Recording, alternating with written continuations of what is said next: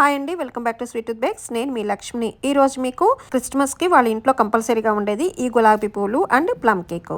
ఈ రోజు మనము గులాబీ పూలు ఎలా చేయాలో చూపించబోతున్నాను వితౌట్ ఎగ్ తోటి. మిక్సీ జార్ తీసుకుని దాంట్లో పంచదార, ఇలాచి, సోంఫ్ వేసుకొని మెత్తగా పౌడర్ చేసుకుని పక్కకు పెట్టుకోవాలి. వేరే బౌల్లోకి మైదా, బియ్యం పిండి, కొంచెం సాల్ట్, ఈ షుగర్ పౌడర్ వేసుకుని బాగా మిక్స్ చేసుకుని తర్వాత మనకి క్రీమీ టెక్స్చర్ వచ్చేంత వరకు పాలు పోసి కలుపుకోవాలి. లేకపోతే వాటర్ పోసి కూడా కలుపుకోవచ్చండి. పాలు వేడి పాలన్నా పోయొచ్చండి, లేకపోతే రూమ్ టెంపరేచర్ ఉన్న పాలన్నా పోయొచ్చు. ఈ పాలు పోసి కలపటం వల్ల మంచి టేస్ట్ వస్తుందండి గులాబీ పూలకి. ఇలా బాగా మిక్స్ చేసుకున్నాక మూత పెట్టేసి 1 or 2 hours నాననివ్వాలి. ఇలా నానటం వల్ల గులాబీ పూలు బాగా వస్తాయి.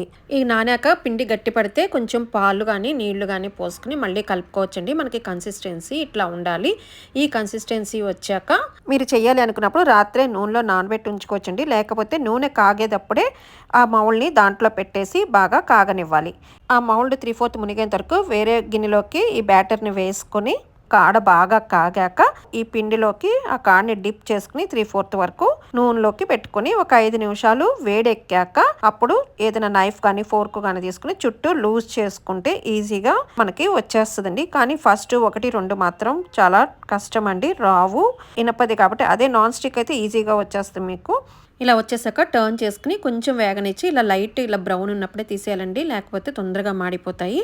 ఆ పువ్వు తీసేయగానే మళ్ళీ ఈ మౌల్ని నూనెలో వేడెక్కనివ్వాలండి. మళ్ళీ బ్యాటర్ని ఒకసారి మిక్స్ చేసుకుని ఇది బాగా వేడెక్కాక మళ్ళీ ఇలాగే సేమ్ ప్రొసీజర్ ఇలా డిప్ చేసుకుని, కానీ స్టవ్ ఎప్పుడు మీడియం ఫ్లేమ్లోనే ఉండాలండి. హైలో పెడితే తొందరగా మాడిపోతాయి మీకు. కొంచెం ఒక 5 నిమిషాలు వేగాక ఏదైనా నైఫ్తో కానీ దీంతో అన్న చుట్టూ లూజ్ చేసుకుని తీసేస్తే మళ్ళీ దాన్ని టర్న్ చేసుకుని కొంచెం లైట్ బ్రౌన్ వచ్చాక తీసేసుకోవాలి. అంతేనండి గులాబీ పూలు. ఫస్ట్లో కొంచెం కష్టమైన తర్వాత ఈజీగా వచ్చేస్తాయండి. 1-2 అయితే మాత్రం డెఫినెట్గా రావండి, కంగారు పడద్దు, దానికి ఈజీగా చేసేసుకోవచ్చు.